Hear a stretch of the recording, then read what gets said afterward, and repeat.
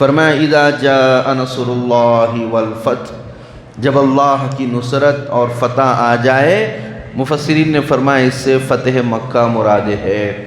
اس میں اطلاع دے دی گئی کہ مکہ فتح ہونے والا ہے۔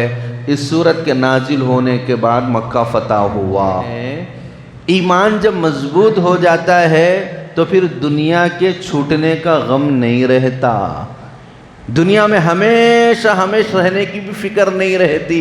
میں دنیا میں آ گیا، میں اب ہمیشہ رہوں گا، نہیں، یہ ہمیشہ رہنے کے لیے آئے نہیں ہے۔ لہٰذا اعمال ایسے ہونا چاہیے کہ موت کا خوف باقی نہ رہے۔ آپ اپنے رب کی حمد کے ساتھ تسبیح بیان کرتے رہیے، وہ توبہ قبول کرنے والی ذات ہے۔ لہٰذا آپ کو یہ حکم دیا گیا کہ کثرت سے استغفار اور کثرت سے توبہ کرتے رہیے۔ اهدنا الصراط المستقیم صراط الذین انعمت علیہم غیر المغضوب علیہم ولا الضالین وسلام علی عباده الذین اصطفى اما بعد۔ اعوذ باللہ من الشیطان الرجیم، بسم اللہ الرحمن الرحیم۔ اذا جاء نصر اللہ والفتح ورأيت الناس يدخلون في دين الله أفواجا فسبح بحمد ربك واستغفر إنه كان توابا۔ صدق اللہ مولانا العظیم۔ جب اللہ کی مدد اور فتح آ جائے اور آپ دیکھ لیں لوگوں کو کہ وہ جوخ در جوخ اللہ کے دین میں داخل ہو رہے ہیں، تو آپ اپنے رب کی حمد کے ساتھ تسبیح بیان فرمائیے اور استغفار کیجیے۔ بلا شبہ اللہ توبہ قبول کرنے والے ہیں۔ حضرات سامعین، بزرگان محترم، یہ سورہ نصر کی آیات تلاوت کی گئی۔ علماء مفسرین نے فرمایا کہ سورہ نصر یہ مدنی سورت ہے، یعنی ہجرت کے بعد اللہ تبارک و تعالیٰ نے اس سورت کو نازل فرمایا، اور پھر علامہ قرطبی رحمۃ اللہ علیہ نے اس بات کی صراحت کی ہے قرآن مجید کی سب سے آخری سورت جو نازل ہوئی وہ سورہ نصر ہے۔ قرآن مجید کی سب سے آخری سورت، اور قرآن مجید کی سب سے پہلی سورت وہ سورۃ الفاتحہ ہے۔ سب سے پہلی سورت سورہ فاتحہ، اور سب سے آخری سورت جو نازل ہوئی وہ سورہ نصر ہے۔ پہلے اور آخر ہونے کا مطلب مکمل سورت، کمپلیٹ سورت جو نازل ہوئی، پہلے اور آخر کے اعتبار سے یہ دو صورتیں ہیں، ورنہ تو پوری امت اور پورے مسلمان جانتے ہیں کہ سب سے پہلی آیات وہ سورہ علق کی اتری ہے۔ اقرأ بسم ربک الذی خلق خلق الانسان من علق اقرأ وربک الاکرم الذی علم بالقلم علم الانسان ما لم يعلم۔ یہ 5 آیات ہے، سب سے پہلے نازل ہوئی، اور سورت کے اعتبار سے سب سے پہلی سورت سورہ فاتحہ ہے، اور پھر سورہ علق کے بعد سورہ مدثر بھی نازل ہوئی۔ سورہ علق کے اندر کا مضمون تو ہم جانتے ہیں کہ علم پر توجہ دلائی گئی کہ یہ امت کا تعلق اور اس امت کا ربط وہ علم سے رہے، اور یہ سب سے پہلا درس اور سب سے پہلا میسیج ہے کہ علم سے اس امت کا تعلق ہونا چاہیے، جہالت نہیں اور بے دینی نہیں اور علم کی روشنی سے دوری نہیں، یہ اسلام اس کو پسند نہیں کرتا۔ اور پھر حقیقت بھی بتلا دی گئی کہ انسان کو اللہ نے پیدا کیا تو اللہ کی پہچان کے ساتھ انسان جیے اور مرے۔ اور پھر سورہ مدثر، اس کے بعد چند آیات نازل ہوئی، اس میں آپ صلی اللہ علیہ وسلم کو دعوت و تبلیغ کا حکم دیا گیا، قم فانذر وربک فکبر وثیابک فطہر والرجز فہجر، پاک صاف رہیے ہر اعتبار سے، ہر گندگی سے، اور لوگوں کو توحید کا درس دیجئے، لوگوں کو امن و امان کا درس دیجئے، لوگوں کو وحی الہی سے آگاہ کیجئے۔ پھر سورہ فاتحہ ہم جانتے ہیں یہ ایک دعا ہے، بہت گہرا مضمون سورہ فاتحہ کے اندر اللہ تبارک و تعالیٰ نے بیان کیا، اور بندہ اللہ تبارک و تعالیٰ سے جب بھی سورہ فاتحہ پڑھتا ہے تو اللہ سے ہدایت کو مانگتا ہے، اے اللہ ہدایت دے دیجئے۔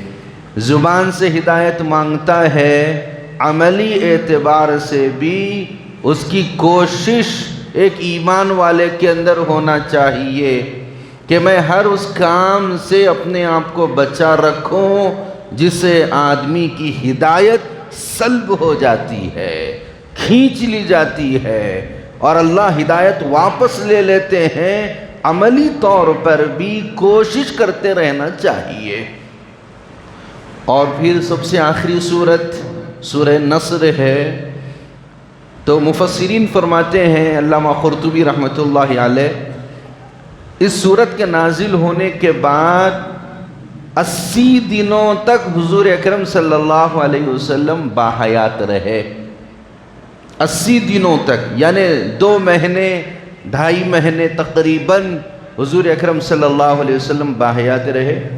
اس کے بعد جو سورت نازل ہوئی وہ الیوم اکملت لکم دینکم واتممت علیکم نعمتی ورضیت لکم الاسلام دینا، یہ آیات یہ نازل ہوئی۔ اس کے اندر بھی دین کے متعلق کہا گیا کہ دین کمپلیٹ ہو چکا ہے، کوئی نیا دین، کوئی نئی شریعت اور کوئی نئے دستور اور کوئی نیا قانون اب آنے والا نہیں ہے، یہی قرآن ہے، اسی کو فالو کرنا ہے، یہی شریعت ہے، اسی کے مطابق زندگی گزارنا ہے، یہی اسلام ہے، اسی کے اوپر باقی رہنا ہے۔ اس کے بعد اسی طریقے سے لقد جاءکم رسول من انفسکم، یہ صورت ہے، واتقوا یوما ترجعون فیہ الی اللہ، یہ ہے سب سے آخری آیت جو آپ صلی اللہ علیہ وسلم پر نازل ہوئی۔ مفتی شفیع صاحب نور اللہ مرقدہ فرماتے ہیں واتقوا یوما ترجعون فیہ الی اللہ، اس آیت کے نازل ہونے کے 25 دن بعد حضور اکرم صلی اللہ علیہ وسلم دنیا سے تشریف لے گئے۔ اس کے اندر بھی بڑا گہرا مضمون ہے کہ ڈرو اس رب سے کہ جس کی جانب تم کو لوٹایا جائے گا، ہمیشہ ہمیشہ یہاں رہنا نہیں ہے، واپس جانا ہے۔ جنت سے آئے تھے اور پھر دنیا میں بھیجے گئے، لوٹ کر وہاں جانا ہے۔ اعمال اچھے ہوں گے تو پھر وہی ٹھکانہ دے دیا جائے گا، اگر اعمال مناسب نہیں رہیں گے، اعمال درست نہیں رہیں گے تو پھر دوسرا ٹھکانہ بھی ہے۔ اس واسطے واپس جانا ہے، اس کی فکر میں لگے رہو۔ اور اس کے مضمون کے اندر بھی یہی بیان کیا گیا۔ جب یہ سورت آپ صلی اللہ علیہ وسلم نے صحابہ کے درمیان میں پڑھ کر سنائی تو مختلف روایات ہے، مفتی شفیع صاحب نور اللہ مرقدہ نے نقل کیا، حضرت عباس رضی اللہ عنہ رو پڑے، اور روایات میں ہے حضرت ابو بکر صدیق رضی اللہ عنہ رو پڑے۔ صحابہ نے کہا کہ اس میں رونے کی کیا بات ہے، اس میں تو خوشخبری سنائی جا رہی ہے کہ اللہ کی مدد آ جائے گی، مکہ فتح ہو جائے گا، لوگ دین میں داخل ہو جائیں گے، یہ تو بڑی خوشی کی بات ہے۔ اس پر ابو بکر صدیق رضی اللہ عنہ نے کہا اس صورت میں آپ صلی اللہ علیہ وسلم کے دنیا سے تشریف لے جانے کی بھی خبر موجود ہے۔ اسی واسطے اس سورت کو سورۃ التودیع بھی کہتے ہیں، رخصت کی سورت۔ کسی کو ہم جب ودا کرتے ہیں، رخصت کرتے ہیں، تو یہ نام ہے سورۃ التودیع، تو یہ رخصت کی صورت بھی ہے، اس واسطے کہ نبی آخر الزماں صلی اللہ علیہ وسلم کے دنیا سے رخصت ہونے کی اطلاع اس کے اندر موجود ہے۔ آپ صلی اللہ علیہ وسلم کے سامنے جا کر کہا گیا تو آپ صلی اللہ علیہ وسلم نے اس بات کی تصدیق فرمائی کہ ہاں میرے دنیا سے جانے کی اطلاع اور جانے کی خبر اس صورت کے اندر موجود ہے۔ آپ صلی اللہ علیہ وسلم نے ایک مرتبہ حضرت فاطمہ رضی اللہ عنہا کے سامنے ذکر کیا، رو پڑی وہ، اور کہا کہ اللہ کے نبی آپ دنیا سے تشریف لے جائیں گے، کہا کہ قریب آؤ، پھر کچھ بات کہی تو وہ مسکرانے لگی۔ دوسروں نے پوچھا کہ کیا بات تھی؟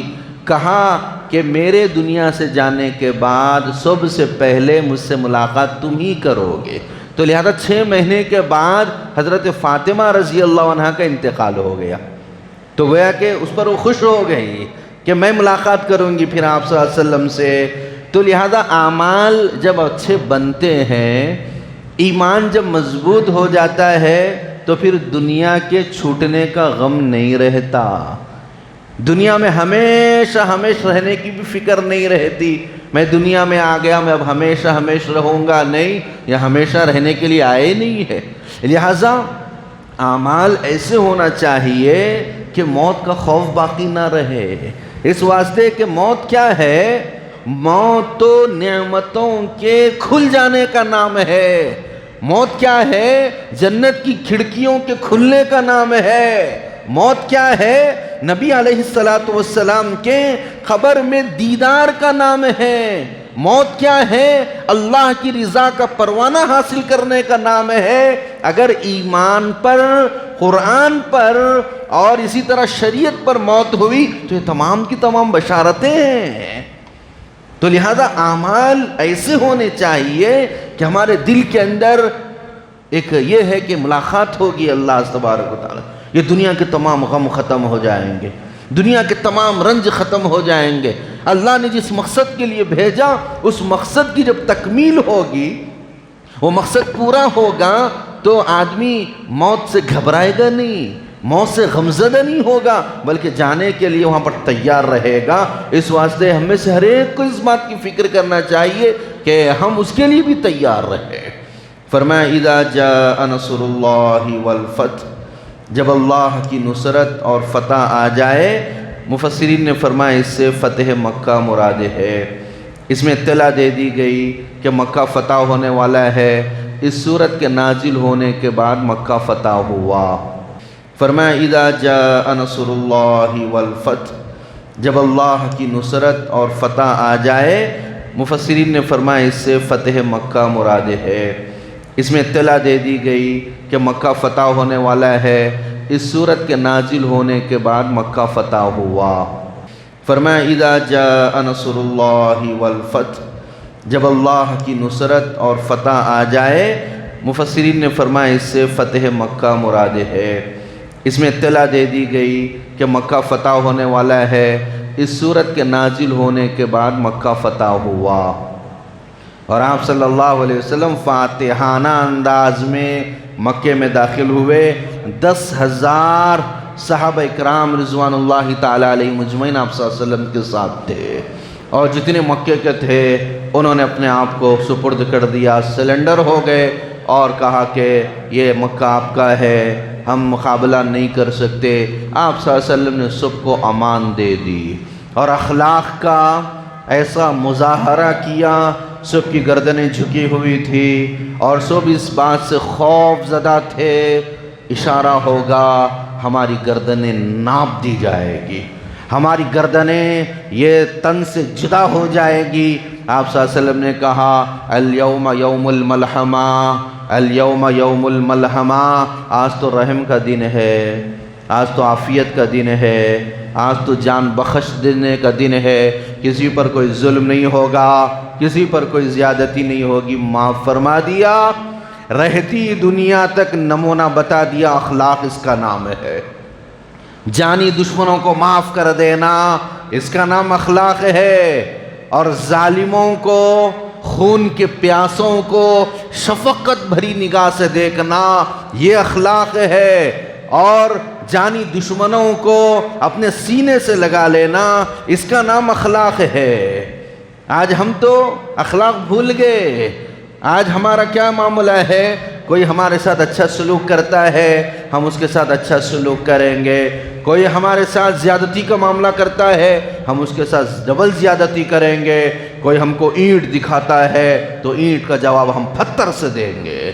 یہ مزاج، اور آپ صلی اللہ علیہ وسلم کا یہ مزاج ہے کہ اخلاق، بہترین اخلاق۔ یہی وجہ ہے 1400 سال بیت گئے، یہی اخلاق اور کردار کے نتیجے میں اسلام پھیلتا رہا، اور آج بھی ہمارے اندر یہ صفات آئے گی، یہ اسلام اور ترقی کرے گا۔ آپ صلی اللہ علیہ وسلم کی زندگی کے اندر یہ تھی۔ وَرَأَيْتَ النَّاسَ يَدْخُلُونَ فِي دِينِ اللَّهِ أَفْوَاجًا۔ اس کے بعد کیا ہوا؟ لوگ جوق در جوق، جماعت در جماعت اسلام میں داخل ہونا شروع ہوئے۔ یمن سے 900 کی جماعت نکل کر آئی۔ صحابہ فرماتے ہیں کوئی قبیلہ ایسا نہیں تھا جس میں کہ کچھ لوگ یا پورا کا پورا قبیلہ مسلمان نہ ہوا ہو۔ جیسے ہی مکہ فتح ہوا، تمام کی تمام رکاوٹیں ختم ہو گئی۔ بہت سارے قبائل انتظار میں تھے، کیا ہوگا، لیکن جیسے مکہ فتح ہوا، سب کے دل میں یہ بات واضح ہو گئی، اسلام کو غلبہ ہو گیا، اسلام یہ سچا مذہب ہے۔ حضور اکرم صلی اللہ علیہ وسلم کی صداقت اور آپ کے لائے ہوئے دین کی صداقت لوگوں کے دلوں میں گھر کر گئی، اور سب کی زبان سے کلمے کا اقرار ہوا، اور کئی قبیلے اسلام کے اندر داخل ہوئے، کلمہ پڑھتے ہوئے، اذان دیتے ہوئے، اقامت کے ساتھ، نمازوں کے ساتھ۔ یمن کے قبیلے آئے اور فلاں قبیلے وہ مکے کے اندر آئے، اور حضور اکرم صلی اللہ علیہ وسلم کے ہاتھ پر ایمان کو قبول کیا۔ 19 دن آپ صلی اللہ علیہ وسلم مکے کے اندر رہے۔ اس کے بعد پھر وہاں سے آپ صلی اللہ علیہ وسلم مدینہ تشریف لے گئے۔ پھر فرمایا فَسَبِّحْ بِحَمْدِ رَبِّكَ وَاسْتَغْفِرْ إِنَّهُ كَانَ تَوَّابًا۔ آپ اپنے رب کی حمد کے ساتھ تسبیح بیان کرتے رہیے، وہ توبہ قبول کرنے والی ذات ہے۔ لہٰذا آپ کو یہ حکم دیا گیا کہ کثرت سے استغفار اور کثرت سے توبہ کرتے رہیے۔ اما جان حضرت عائشہ رضی اللہ عنہ بیان فرماتی ہے، حضرت ام سلمہ رضی اللہ عنہ بیان فرماتی ہے، اس آیت کے اور اس سورت کے نازل ہونے کے بعد آپ صلی اللہ علیہ وسلم کثرت سے استغفار کیا کرتے تھے۔ سبحان اللہ و بحمدہ استغفر اللہ و اتوب الیہ، یہ آپ صلی اللہ علیہ وسلم کا وظیفہ تھا۔ مفسرین نے فرمایا عمر جب ڈھل جائے، جانا تو یقینی ہے، تو کثرت شروع کر دے، توبہ کی، استغفار کی کثرت شروع کر دے، اللہ سے لو لگانے کی ایک اہتمام شروع کر دے۔ یہ آپ صلی اللہ علیہ وسلم کو حکم دیا جا رہا ہے، امت کے اندر تو بدرجہ اولا ہونا چاہیے۔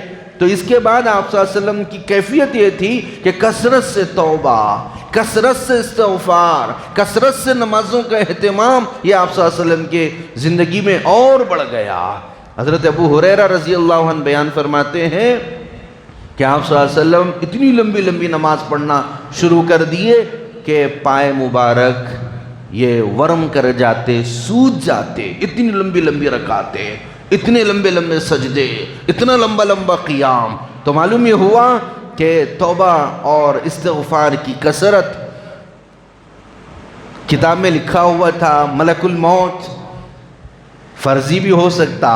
ان سے کسی نے پوچھا کہ آپ اچانک آ جاتے ہیں روح قبض کرنے کے لیے، اس سے پہلے کوئی نوٹس نہیں دیتے، اس سے پہلے کوئی آگاہ نہیں کرتے، اچانک آ جاتے اور روح قبض کر کے چلے جاتے ہیں؟ تو ملک الموت نے جواب دیا اچانک نہیں آتا، میں تو نوٹس دیتا ہوں، لیکن تم کہاں پر سمجھتے ہو؟ سر کے بالوں کا سفید ہونا، داڑھی کے بالوں کا سفید ہونا، یہ میری طرف سے نوٹس ہے، تیاری کر لو، میں آنے والا ہوں۔ لیکن تم کہاں اس کو قبول کرتے ہو؟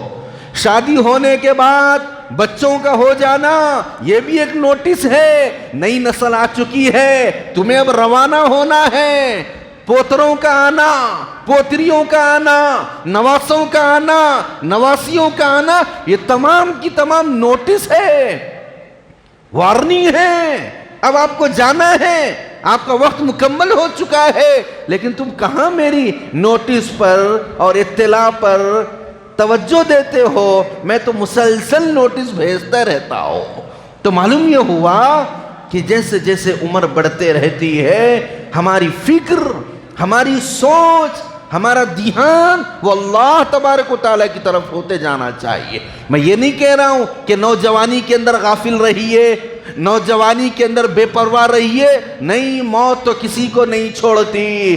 30 साला नौजवान जिसका कल इंतकाल हुआ, मैंने उसके लिए दुआ की है। 30 साला नौजवान वो दुनिया से चला गया, मौत तो किसी के पास भी आ जाती है, लेकिन अल्लाह ने अगर उतनी जिंदगी दी कि बाल पक गए, बाल सफेद हो गए, तो अब तो चौकन्ना होना चाहिए। तमाम गफलतों को फेंक कर, तमाम मशागिल को पीछे डालकर अब फिक्र एक हो, फिक्र आखिरत। वहां जाना है। एक मुल्क के अंदर दस्तूर बना हुआ था। क्या दस्तूर बना हुआ था? कि कोई इख्तिदार पर बैठेगा तो 5 साल तक रहेगा।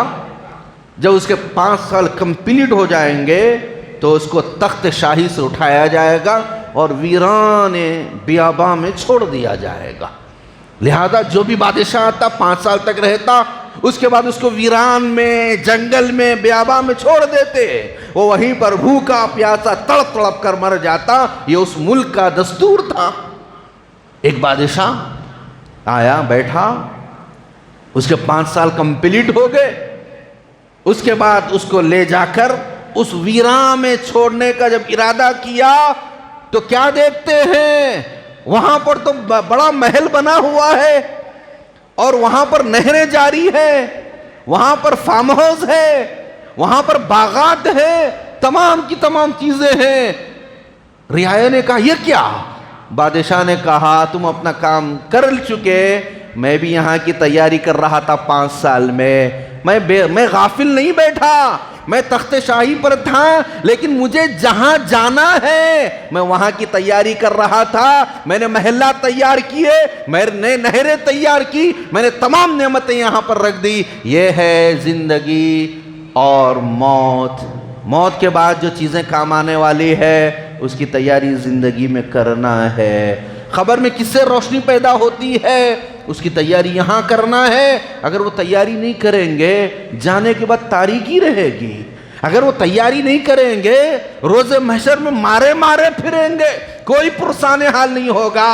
वो तैयारी नहीं करेंगे, पुल सरात पर फंस जाएंगे, पुल सरात पर मसला हो जाएगा। अगर यहाँ तैयारी नहीं करेंगे, जब नामा आमाल मिलेगा, किसी को दाएं हाथ में, किसी को बाएं हाथ में, मुश्किल हो जाएगी। अगर यहाँ तैयारी नहीं करेंगे, हौज़े कौसर लगा हुआ होगा, आबे कौसर तकसीम हो रहा होगा, मुश्किल हो जाएगी वहां पर। तो वहां की तैयारी यहां करना है। और अक्लमंद है वो शख्स जो मौत की बात की तैयारी जिंदगी में करता है। नादां है वो शख्स जो जिंदगी की रंगरेलियों में फंस जाता है और गुम हो जाता है और फिर वहां की सख्तियों को झेलने के लिए अपने आप को तैयार कर लेता है। नादां है वो, बेवकूफ है वो। इस वास्ते ये आयत हमको बतला रही है, फसब्बिह बिहम्दि रब्बिका वस्तगफिर इन्नहु कान तव्वाबा। हर एक के लिए ज़रूरी है वहाँ की तैयारी करते रहे, वहाँ हर एक को जाना है। अगर तैयारी कर लेंगे तो मुस्कुराता चेहरा होगा, चेहरे के ऊपर कोई गम नहीं होगा, चेहरे के ऊपर कोई तारीकी छाई हुई नहीं होगी, बल्कि चेहरा मुस्कुराता होगा, क़ल्ब भी मुतमईन होगा। अब उसकी तैयारी के लिए कुरानी हिदायत के ऊपर अमल करना है, उसकी तैयारी के लिए अहादीस मुबारका पर अमल करना है, उसकी तैयारी के लिए शरीयत मुतहरा को फॉलो करना और अपनी ज़िंदगी के अंदर वो रंग पैदा करना जो इस्लामी रंग है और जो कुरानी रंग है और जो शरीयत का रंग है, अपनी ज़िंदगी के अंदर पैदा करना, यही सबसे बड़ी कामयाबी है। तो गर्द ये कि सूरह नस्र में अल्लाह तबारक व तआला ने मक्के के फ़तह होने का तज़किरा फ़रमाया और आप सल्लल्लाहु अलैहि वसल्लम की बिअसत का जो मकसद था, तकमील दीन, تکمیل شریعت اس کا بھی اعلان ہے کہ آپ صلی اللہ علیہ وسلم کا مقصد بعثت یہ مکمل ہو چکا، لہذا آپ کو اب ہمارے پاس آنا ہے۔ فَسَبِّحْ بِحَمْدِ رَبِّكَ وَاسْتَغْفِرْ إِنَّهُ كَانَ تَوَّابًا، اور گنہگاروں کے لیے، خطا کاروں کے لیے، معصیتوں میں ڈوبنے والوں کے لیے ایک تسلی کا سامان بھی ہے۔ انہو کان توابا، وہ توبہ قبول کرنے والی ذات ہے، اس کے علاوہ کوئی ذات ایسی نہیں ہے جو ہمارے گناہوں پر عفو اور درگزر کا قلم پھیر دے، وہ یہ ایک اللہ کی ذات ہے۔ اللہ تبارک و تعالیٰ سے دعا ہے اللہ ان ہدایات ربانی پر ہم سب کو عمل پیرا ہونے کی توفیق مرحمت فرمائے۔